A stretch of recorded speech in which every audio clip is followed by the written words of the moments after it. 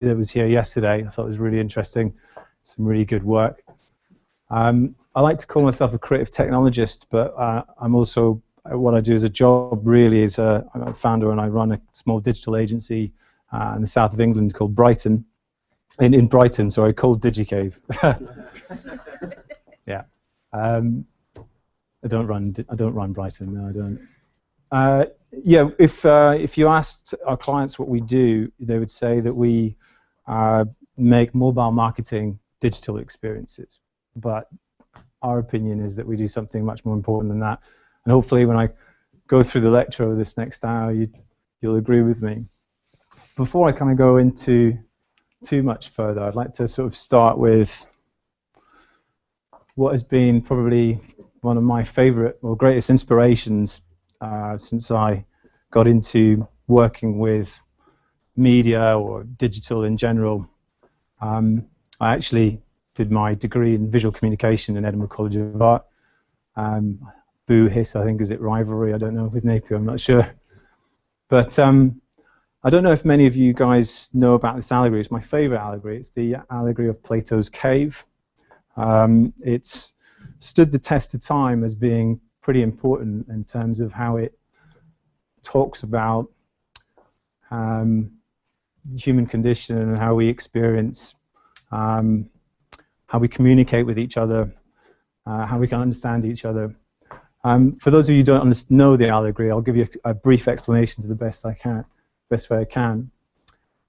Basically, the allegory, which was written about a few thousand years ago, and don't worry, the whole lecture is not going to be about Plato, is about this concept where you have these people that are locked in a cave, chained in a cave, and for their whole lives. Above their head are these puppets, and you can see up here in the slide, this is an old picture in the 1600s that was done. And all they can see of the world, their whole reality is basically composed merely of shadows that are projected by the light of the lantern that's behind these puppets or objects. And the allegory goes that a free-thinking man or philosopher manages to escape the chains of this cave and goes outside and sees that the world is much more than just shadows that he's been previously presented with. And it's made of color and form and smell. And he comes back to tell these guys about it, but of course they have no reference to or understand what he means. So basically they think he's crazy. I like to believe the allegory continues and the philosopher decides to invent the magic lantern to help explain what the outside world looks like. It puts a magic lantern that projects colorful images, colorful paintings, then perhaps one day invents the photographic slideshow and shows a little bit more of what he's managed to see in the outside world. And getting to the current day and age where motion pictures, they're in a cinema, yet still chained into the cinema, so it's pretty gruesome. And today I'd like to chat about what that next step would be. What is that next step after the motion picture as a way of describing the world around us to ourselves? Right, so I've just got to click the right way. Before I go too much further down that road, the other key inspiration that's been that I've had through the journey that I'll take you through is the concept by Marshall McLuhan of the idea, well, the idea of the media is the message. It's a very complicated concept, but it is fascinating to think that the stories you read in books or even the stories you watch in the movies are not the only messages that are actually coming through to you. The actual mediums upon which those stories are held have messages in their own right. And that's something that's really interesting in a day and age where more and more different types of mediums are coming into being because of the variety of technologies that are coming to existence that I'm sure you guys are quite aware of. Getting back to my main drive, I think there's a well-known assumed progression in media and how we capture and represent the world around us. There's this idea that we'll capture the world actually in shape and form and deliver it as a volumetric experience, and you've seen that idea as early as Star Wars with the Princess Leia here, the famous scene where R2-D2 projects not a photograph or a flat image nor a movie, but an actual form of Princess Leia talking to the young Luke and Obi-Wan Kenobi. Similarly, that idea has been around in Star Trek, for example, with the holodeck, where people are actually moving around a capture of the world, not watching it flat on a screen. Sorry. So this is an interesting concept, and people may think that it's maybe gimmickry, that it doesn't have much value for us to progress that way, and I'd like to argue that's very much the contrary to that. And in my company, Digicave, that's what we set out to do. We set out to take that next step, look at completely new ways of capturing the world around us and completely new ways of delivering the experience of the world around us, and also look at means of creating business propositions around that so that we could fund ourselves to continue innovating the technologies we thought were important in making that new type of media. This is, I'll take you through a few choice projects that we've done over the last few years and explain to you how they were done, what the end result was, and why we think they're important. This was a capture we did of Gary Barlow. We did it in his kitchen. Usually our setup, what we tend to use is 3D scanning technologies. We have 60 Nikon D800 cameras, and instead of capturing a flat image, we're trying to, as I said, alluded to with the R2-D2 concept, capture the world in shape and form. And I'll go into the different 3D scanning technologies a little bit later. So here we managed to jimmy rig the whole thing into his kitchen, which is pretty tough. Don't remember, every one of these has got to be in focus, every one of them, and capture him as fast as a photograph. He doesn't have to be there for long himself. Often the celebrities we work with can only be there for like 20 minutes at a time, so it's pretty crucial that the rig and the technologies that we use to capture them can work efficiently and work all the time. So this is not out of the lab stuff. The end result, this was for Hello Magazine during the Jubilee. In fact, the editor of Hello is on the right there, Rosie Nixon. She's just had a baby, if anyone matters. The result was that we then combined that, what we would call a sculpture photograph, with augmented reality. And that combination of those two things was then presented on the front cover of the Jubilee edition for when the Queen was her coronation celebrations, when it was raining all day, I think, if you remember on that on the news. The output of this is, if you like, it's not a game. There's nothing to do with it. It's not interactivity in the sense that you've maybe become accustomed to, where you press a button or make something happen. The augmented reality is really only serving one purpose. That's to maintain the shape and form that we captured at the original input, if you like. So the result was an incredibly photorealistic image of Gary Barlow popping out of the front cover, and we have an example I could show you at the end. Happy to lend you the iPad that shows this. Now, for the Hello readership, who are not necessarily people who want to play computer games, they aren't necessarily people who are interested in gadgets and gizmos, but they do like Gary Barlow, and 25% of the readers of that edition downloaded it, which was an amazing amount for Hello Magazine, because they've never managed to really engage their guys with digital. That then meant that 25% of their readers had this Hello app in their pockets, and then we built upon that, those experiences over time with push notifications, connecting that audience with the Hello Magazine about things that might happen in the future publications. Another project we did with the Science Museum, which was really quite nice actually, was with James May. And in this instance, it's slightly off-piste for us, because what we did is we captured James May and we created an avatar out of him. And most of you probably know that concept whereby 3D scanning has actually often been used in the video game world just as a mechanism for creating avatars. Our results are a little bit more photoreal, and they stand up to compression a little bit more because of the in-house technologies we've developed. The result was we got a lot of media attention out of it, and the highlight of mobile technology from BBC Click for 2012, which was pretty cool. Here's a video, no sound because it's rubbish, basically. But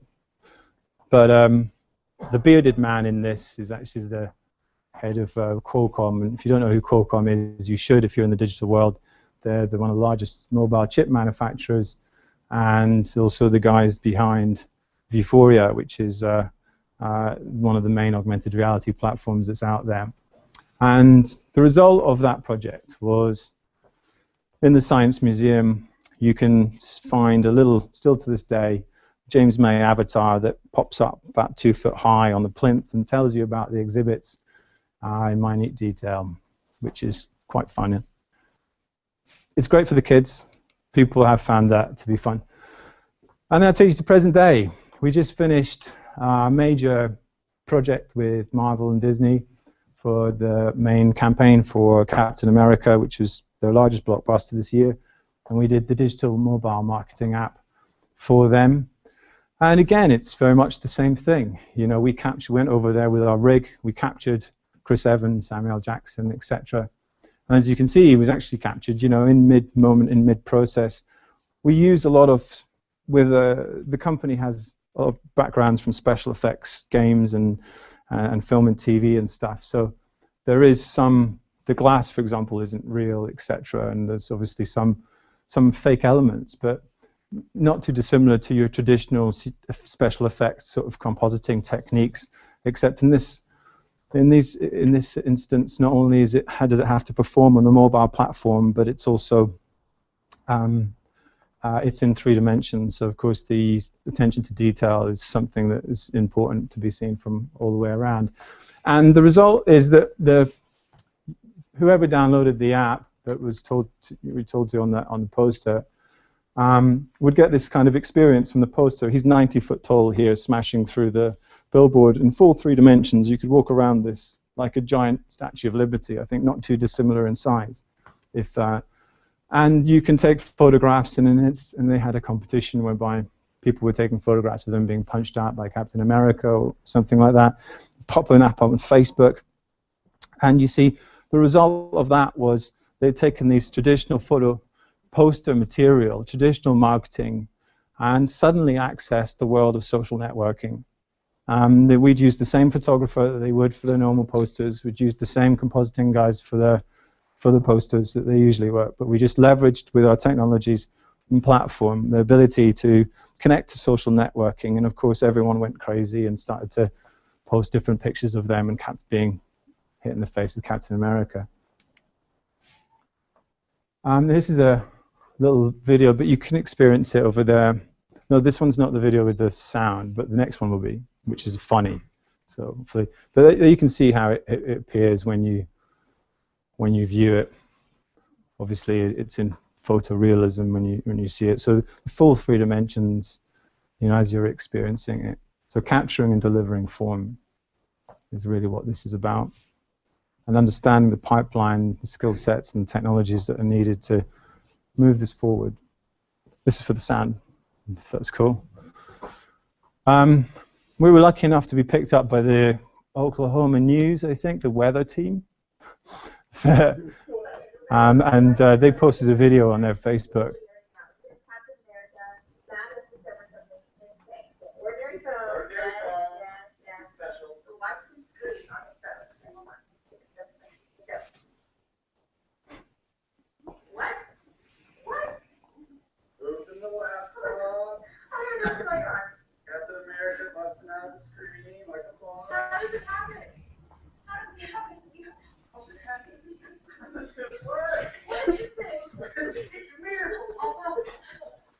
Yeah, that's the response you want to give Disney when they're trying to get you to do their digital marketing campaign. And of course, that they posted that totally naturally themselves onto their use Facebook, which has so many million followers and blah, blah, blah. So what's the business case for that? And we'll move on to more philosophical things a little bit later, which I think are more important. But the business case is we're working with the photographer. We're working with Nels Israelson in that instance, who is a fantastic photographer, 53 years old, probably one of the 5 top photographers for the movie posters in LA. And his fantastic experience with lighting is something that we aim to preserve with our 3D scanning technology. So we're not about replacing that guy. We're about just saying, great, let's use your skills, your capabilities. And we're working with their assets. You've got to remember, when you're looking at marketing, and in our case, that's our business, people are making, especially with celebrities, people are making big contracts with their celebrities, and they have just so many photo shoots. And then the world of digital happens to them. And the world of digital says, well, I want you to do social networking, I want you to do all this, but that's not in the contracts with their assets. These people, they've paid millions of pounds to for so many photo shoots. Now, what we're allowing them to do is take those assets and actually connect those assets to social networking and allow them to tick the box that their management has them to tick. So we're not trying to replace people, we're trying to leverage, if you like, connect the traditional marketing techniques and bring them to that digital landscape. And that has a lot of value with an industry which is hurting under the pressures of changing. So over the last 6 years, we've worked with a lot of brands that are seen to think that what we're doing is interesting. We still see it very much right at the beginning, and we've had quite a bit of exposure around the philosophy of what it is that we're doing with a lot of the major imaging conferences or broadcast conferences. In fact, in NAB, which is the National Association of Broadcasters, we're nominated the first shape broadcasters, which we take kind of pride in. The concept that when you're capturing something in shape, we have to start completely rethinking the whole delivery system and also how that's going to be experienced. Challenging the status quo is basically that thing. And you guys are working in this whole the whole concept of digital should challenge the status quo, because the tools are so much better than TV and photography that was actually 100 years old. These tools are in flux, and they are so exciting that we should be pressurizing these old systems and really looking at new ways of creating content that are far more exciting than merely putting a movie on your mobile phone. The name we've come up with for this media is Free Viewpoint Media. Not to say that'll stick. There really isn't many people trying to champion this. There's a couple. You see a lot of people have used 3D scanning really as just a tool within a tool chain, and they're not thought of delivering it as content in its own right. For us, it's a word that makes sense because it's not like fixed viewpoint media, like photography or motion picture, where your viewpoint is constantly fixed, where you're being shown what to see or when to see it and how long to see it, which we don't think fits the 21st century. All of the things that we've done are the result of trying to look at the whole equation at once and push both the boundaries of the capture as well as the delivery. Because fundamentally, the product of a TV program, when you're watching it, is not the camera that made it, and nor is it the TV screen that you're looking at it. It's everything. It's the TV screen, it's the aerials or whatever it is that's transmitting the picture, it's the screen itself. And if you're looking at trying to really change things, you have to look at the big picture and push the boundaries on every single level at the same time together. And that's what we've been trying to do. It's pretty tricky. It's tricky because the digital platform is a hell of a lot more than your desktop. I mean, the addition of the mobile phone as part of your digital platform has meant that the complexity has increased tenfold with its capabilities, of course.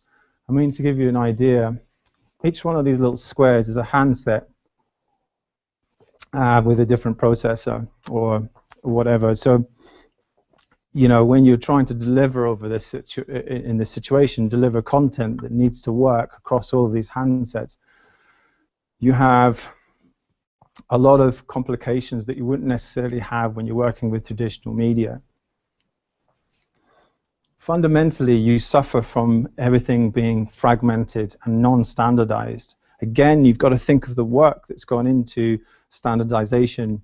Companies like SMPTE, not companies, but organizations like SMPTE, the Social Society of Motion Picture Technology Engineers, that get together every quarter, I think it is, and make sure that all the cameramen are shooting in the same kind of codec that can be understood by the editors and can be broadcast over the networks in the right kind of way, and a new codec is going to be compatible with the whole system. That doesn't happen for the digital landscape. There isn't really, I mean, there's people fighting with HTML5, but they're in a corner, underfunded. You've got Apple, which you could say have criticized for trying to be so sort of offish with opening up the system, actually do present a lot of advantage, because you know that your product and content can work on their devices in quite a stable way. And the biggest issue for us in this instance is that we're really pushing these devices to their absolute limit to create these experiences. And when you're doing that, you need access to that low-level hardware. And currently the best way of getting access to that low-level hardware is through an API, the apps, if you like. And I've had very difficult conversations with top marketing management of Disney to try and explain to them that we can't guarantee that it's going to work on everybody's mobile phone. That's tricky. How many TV adverts do you think would be made if you had to have an explanation to the car manufacturer that even though the TV advert works today, it might not work when it comes out? That's tricky. So these are big areas that need to be worked in and pushed forward. Third-party dependencies are a hell of a thing too. When you're connecting with social networking, which we are doing in a big way and trying to increase that as a product, and you're trying to use it in marketing, which is it's all about reach, really. You have to have contracts that basically stipulate that there's nothing you can do if Facebook decides to change their API rules the day before the movie comes out, which can happen. So it's a complex world where even the legal documents that you're building become innovative products. And it's constantly changing. So I have arguments with my developers on a regular basis where they tell me why one of my ideas won't work. I tell them I know it won't work. I want to know what are all the different things that will make it not work. I want to know if any of those things that are going to mean it doesn't work means I have to have a conversation with Qualcomm or whatever to find out when it will work, and then we can plan for that, and then we can talk to our partners, because frankly sometimes it takes about 18 months to get one of these projects out into the public. And if you take that into account and you take the speed at which new handsets and digital devices are coming out, you really have a hell of a work on your hands to make sure that you develop those business relationships and understand what's just around the corner, what are going to be the capabilities, and actually create content sometimes that you nail-bitingly isn't going to work yet. Which is also scary as hell, but exciting, as some other people would call it. But why do it? Because it's amazing. Bottom line is, these new devices are absolutely incredible. We've gone past that threshold of having a screen in our living room, which is just a tap where you turn it on and the content floods out into your eyes. Now what's happening is you have the screen knows where you are, how you're looking at it, what you're looking at it, when you're looking at it, and all of these types of these bits of information can give way to the kind of content that we've been creating, and much more. So it is worth it. It's just hard. So if you've got this great device and you've got this great a platform that's incredibly exciting. When you put motion pictures on it, to me it feels like you're putting pram wheels on a spaceship. It just doesn't make sense. Or it's like everyone's got a colored TV nowadays, and we're putting black and white images on it. You know, the technology that exists today with 3D scanning allows us to capture the world in a way that is much more native to these devices. It means we can use the power of these devices with the power of these new capture technologies, which are just burgeoning and just beginning, to start to create these new experiences. I'm going to show you a few videos now. This is from 2011, and this is to help you understand what 3D scanning means and is. Fundamentally, it's hopefully this won't have sound. Hey? Yeah, cool. Yeah. Oh, I fast forward there. It's got a pause when it starts, so let me just count the many clicks. 3D scanning, for those of you who don't know, I mean, maybe I've been jumping ahead, but I'm not too sure. It's a mechanism of actually sensing the depth of a pixel. So not just the color, the RGB, but also how far it is. This is stuff from Kinect Fusion that illustrates 3D scanning being used with a projection scanning technology. There's many different types of scanning technologies. We primarily use photogrammetry, and in this instance it's using projection mapping with an invisible infrared pattern. But you can see here 3D scanning working, and it illustrates quite well that there's a form being created at the back end of it, a shape, if you like. In the Kinect, it's being used as a means of sort of registering your gestures. So kids can play with the Kinect in a different way, play with video game characters. You've probably heard of the Google Streetcar project. Well, this is what the car is seeing, and it's using 3D scanning to be able to not see these things around it as images, but to see them as shapes and forms. And in doing so, it's able to make better judgment about what to do and how many cyclists to run over. And then, really, one of the first places 3D scanning came from was the architectural world. For years, the surveyor would have to go around with laser pointers to work out the distance of arches. See if this is going to go. Yeah. And obviously with 3D scanning, what's happened is people are able to essentially scan an entire building and then measure the distances after the fact with a very high degree of accuracy. And this is a typical example of an architectural 3D scan. But for me, it doesn't interest me. That's been going on for 30 years, and all of those different ways of using 3D scanning is using them as just a tool within a tool chain, and I find it to be a terrible waste. You've got to remember that the Lumiere brothers actually saw the motion picture camera, maybe one of its business uses, as a means of counting how many laborers went to work every day.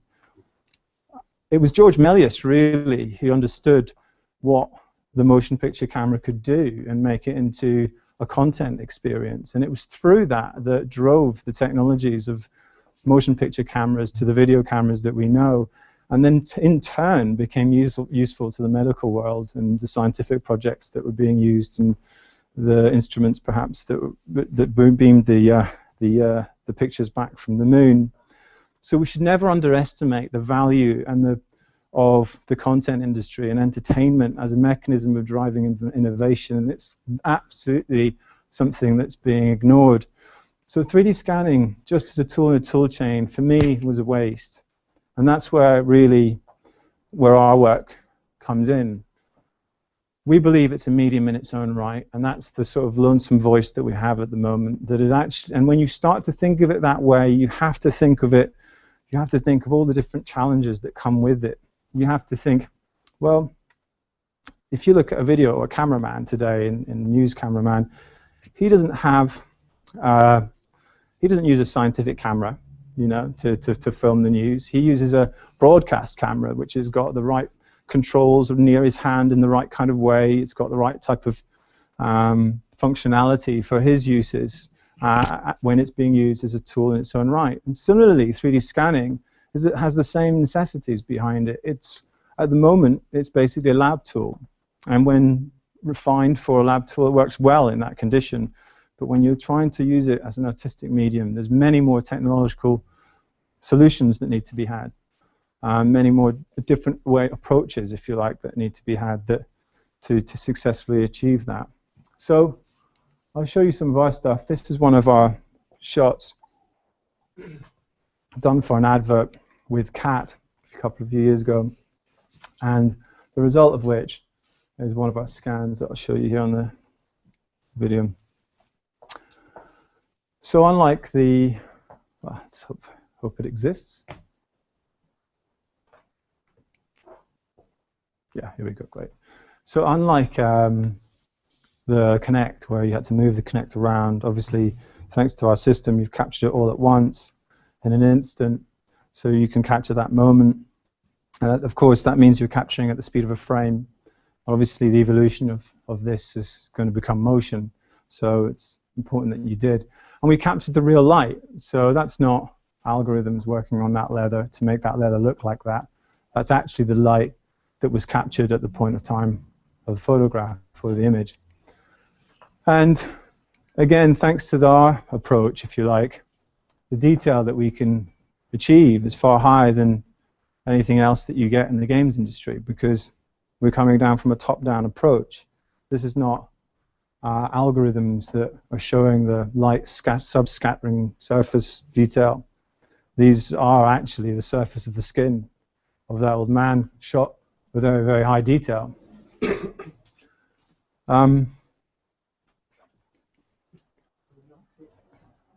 It's in combining these technologies together that we create that new experience and that different approach, if you like.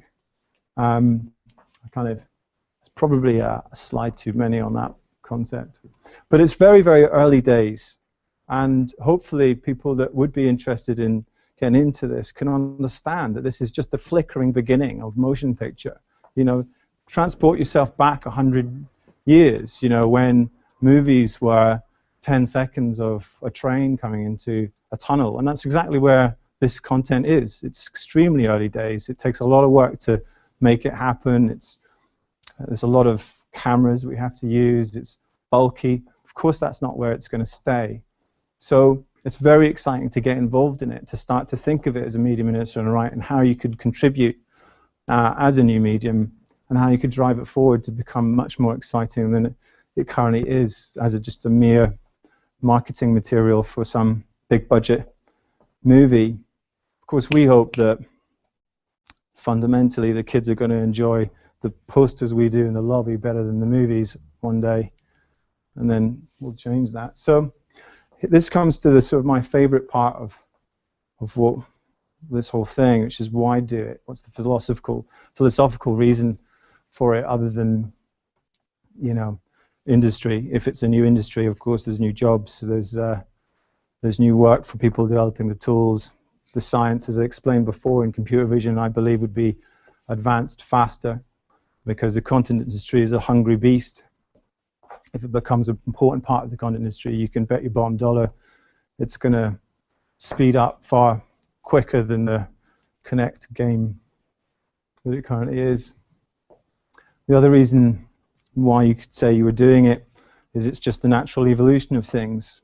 You know, we had image first, and then, you know, it moved, and then we added color, and now there's shape. That's maybe another reason. But for me, it's because there's the chains of the current media are so strict. As I said before, fixed viewpoint media, photography and motion picture, which we surround ourselves with for every single day. It's 15 years of our lives we spend watching TV, apparently, I found out, which is amazing. And during all of that time, you are being shown what to look at, when to look at it, in which order to look at things, for how long. I used to work as a television editor for about 5 years and worked for BBC, Al Jazeera, Sky, and this is kind of where one of my pet hates. I understood that I was upholding the social norms behind what is beautiful, what isn't beautiful, when to look at it. I knew how to make someone cry by pulling up the music at the right time and a focus pull at another time. I was making decisions about what was important about when someone walked into a room. You know, was it their body language? Was it the shoes they wore? Was it their hairstyle? I was making those decisions for millions of people all the time. I believe, actually, that that's decisions other people can make for themselves. What do you find important when someone walks into a room? What do you want to look at? Is it their hairstyle? Is it their body language? These are all decisions that are being made for you for 15 years of your life. It's a very vicarious experience when you're watching TV.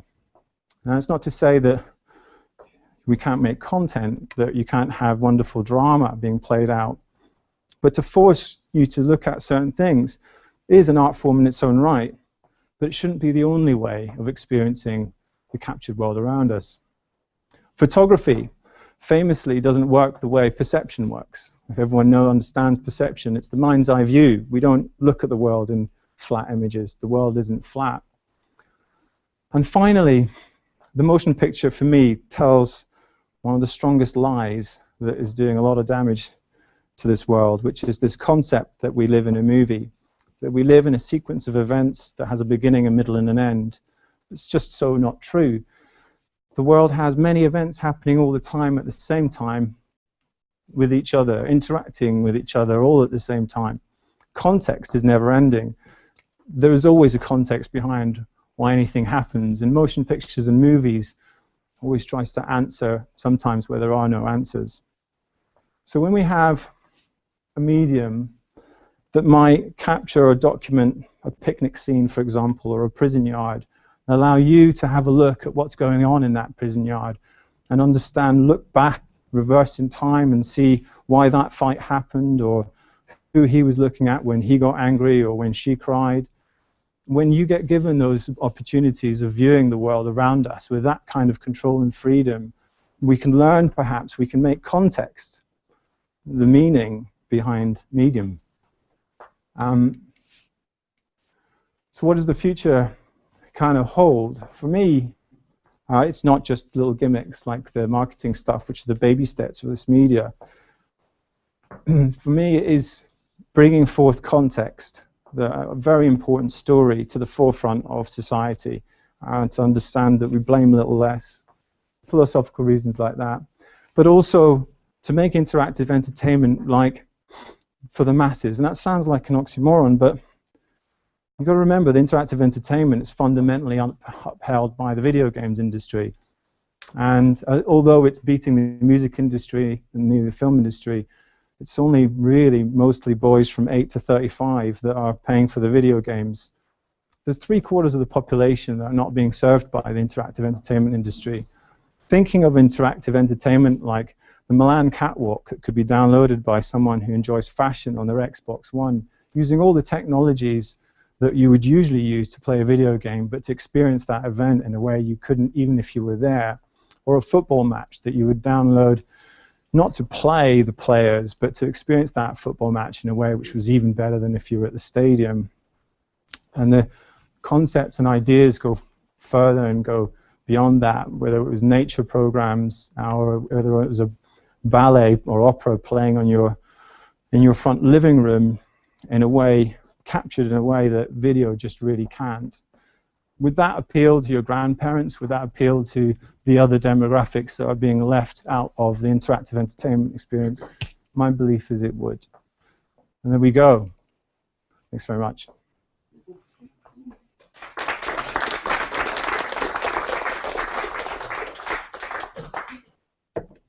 So, yeah, if anyone's interested in asking questions, go ahead. Otherwise, I've got an iPad so I can show a couple of things live if you're interested.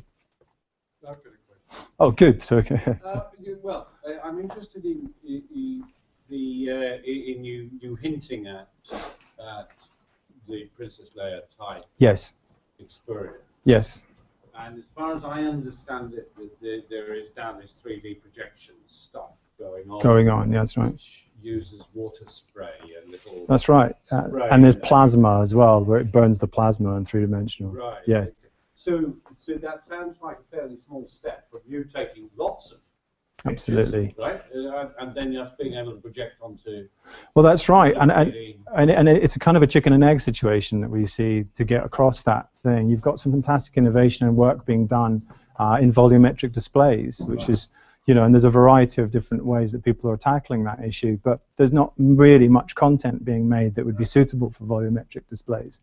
So what we're trying to do really is not only create the content from the volumetric displays, but create the business case for the baby step that is currently possible today, so that we can create, hopefully get more competition and create, you know, more development in this area, for this reason, if that makes sense. So is your vision of a little display on the coffee table in the living room, and everyone stands up and walks around? Well, I think you could have. Is it more that you've got it on a TV and you control?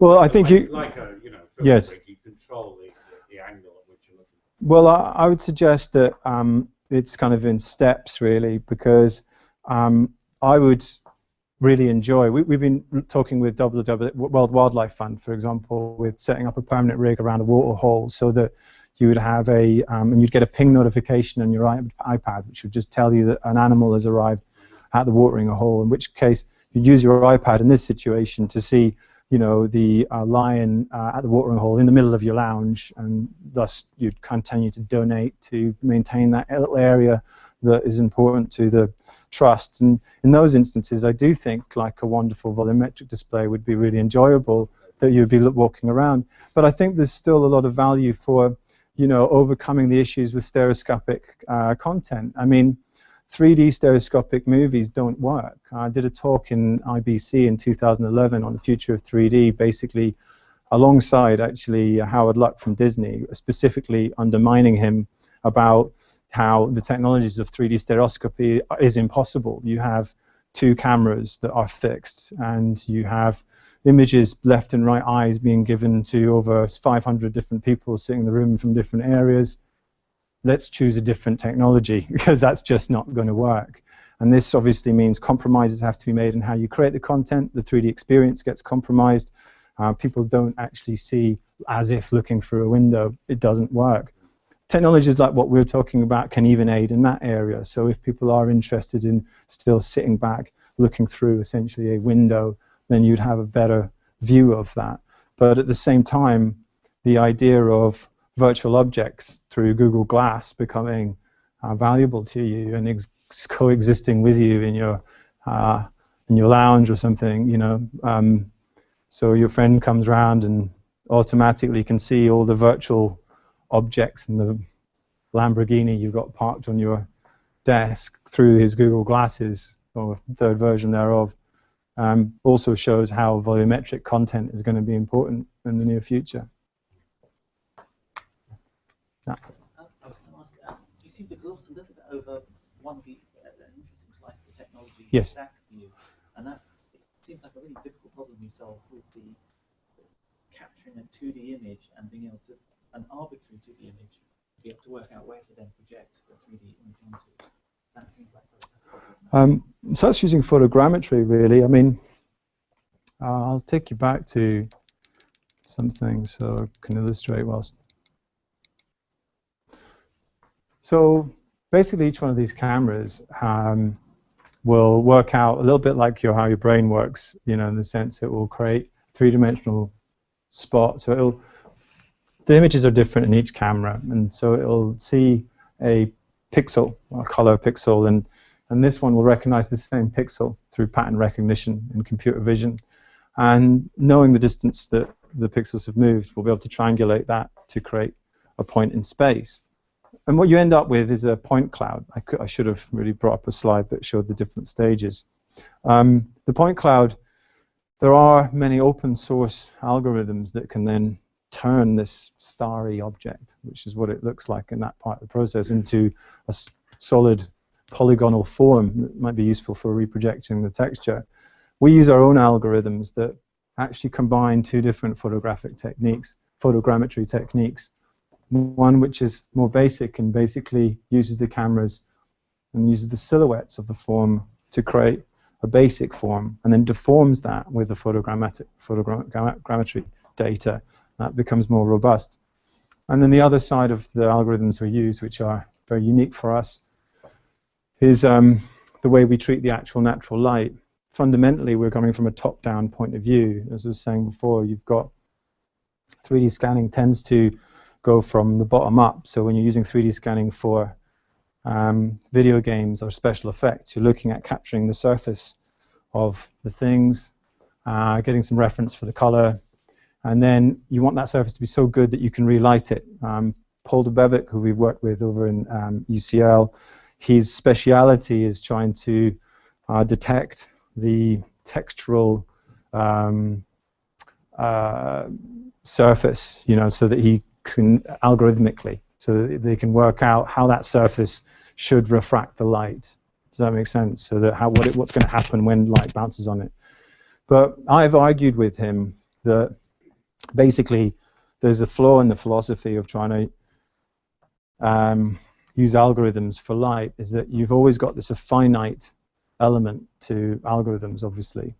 And the photorealism that we get is a product of the fact that instead of using algorithms that are going to bounce on a surface that was created by algorithms and then create an image, we have the only place we have algorithms is the thing that's creating the surface, but it's capturing the actual light that's on that surface.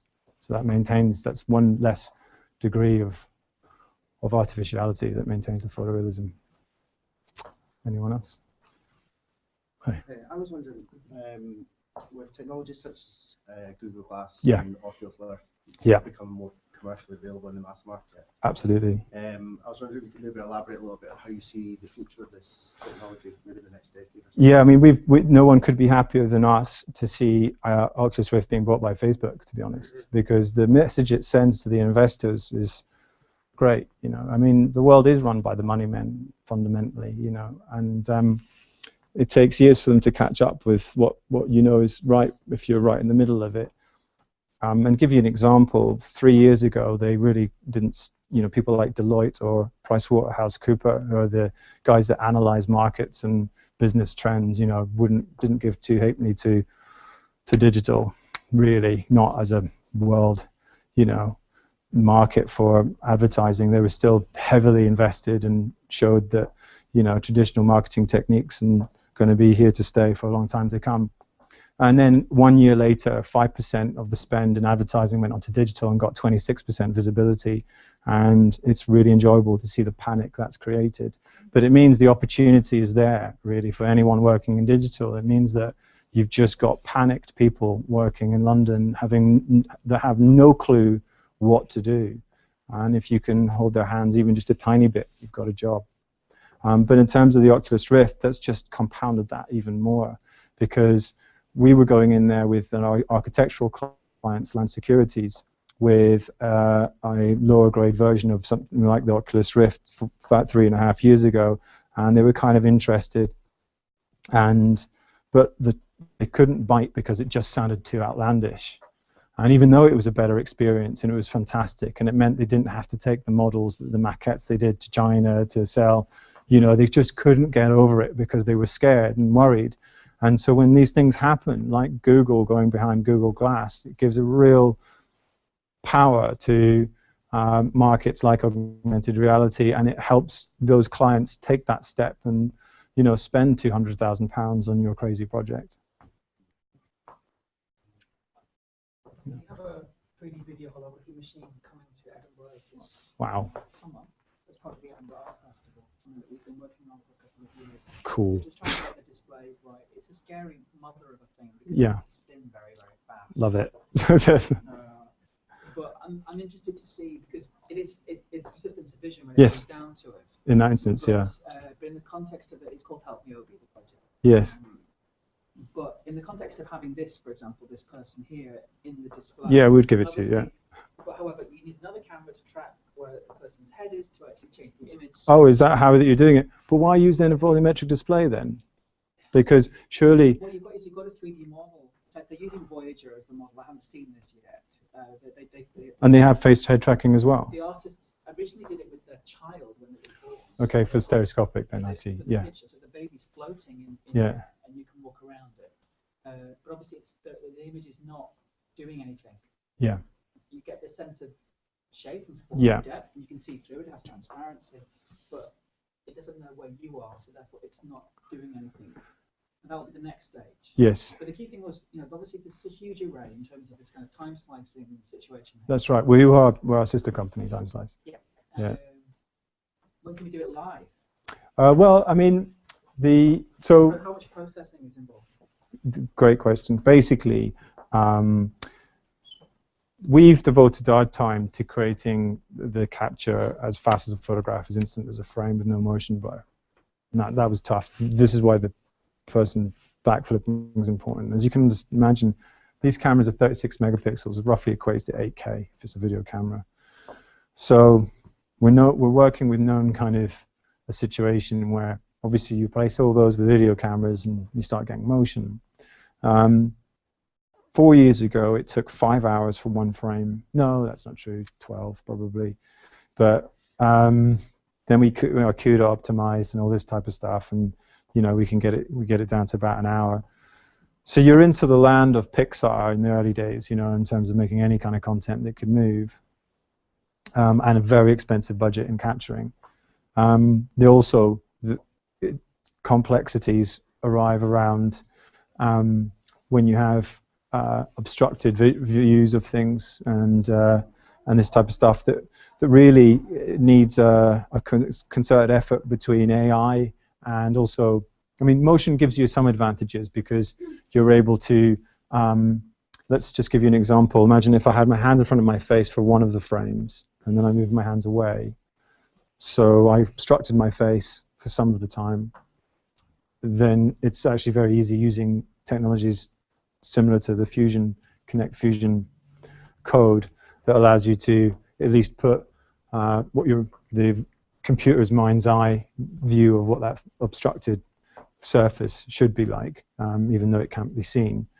But there's a hell of a lot of challenges, and the biggest thing we're working on is actually going one step further and using what we call multi-method. It's been a one-horse race for a long time, people choosing single technologies one at a time, deciding that that's the best, or this is the best, or that is the best. And actually, when you look at the complexities of measuring depth, if you use infrared, skin doesn't reflect it very well. Certain surfaces, colors won't reflect it very well. Green, for example, obviously. Photogrammetry very much depends on high-frequency detail. When there's no high-frequency detail, it can't tell you where the surface is. So think of a balloon or something like that would be pretty tricky. And so then you've got light field, which is fundamentally confined by the same technologies that confines all the imaging technologies, which is the silicon chip, which every time the silicon chip gets this much bigger, photogrammetry can see this much more detail. But the light field camera is always held back because it still uses that same sensing technology. Light field is when it actually measures the actual light angles and infers the distance. So our approach has been to move things forward for motion, to make it even more automated, is to start looking at combining a few of these technologies together as one and have them talk to each other. And that becomes an interesting mechanism that can move things into motion more easily. This would explain why Star Wars R2-D2's display is a bit crap. That's right. Yes, that's right. But it's a bit like how we accept the fact that we want streaming content, therefore we accept a slightly lower pixel rate. That's right. It's kind of like you want immediacy, therefore you actually have to downgrade the quality, which would explain therefore even in the world of Star Wars they couldn't quite get it right. Well, we had an interesting limit though, which was we had this augmented reality working 4 years ago on mobile phones, but obviously we just couldn't push enough textual information, so it just wasn't photoreal. Without it being photoreal, what was the point? It looked like a video game character that wasn't moving. So, there's interesting steps that happened, when something actually becomes a real experience, or that people can buy it as a real experience. I think the thing is with all of this is that we need to understand the long-term vision, but we also need to grasp and firmly the smaller baby steps that are going to enable those long-term visions. I mean, you would be disgusted at the success that companies, banner ad companies have in London, whose sole innovation is to take the adverts from TV adverts and strip them out of some of their CGI assets to make them viewable in a long rectangular format. We need to take that same, sometimes ambitious visions and things like this are too ambitious and so ambitious they don't even help themselves in the now. And so it's important to also analyze where the values are in business for what we do actually have and are capable of doing now, because the solutions really come from, in my belief, lots of people working together. And many people forget just how many hundreds of thousands, millions even, of PhD students work behind, increasing the capability of vision sensors, whose entire PhDs are involved around one tiny little improvement. And these are funded by some of the big imaging sensing companies in the world. And this here has just hardly anybody caring about it. So the most important job we can do is get people to care about it, and then the rest can follow, because then more people can see that they've got value in getting, working in this business, if that makes sense. Anyone else? Any more questions? Thank you so much, Callum. Cool. I hope that was all right. Awesome. Thank you.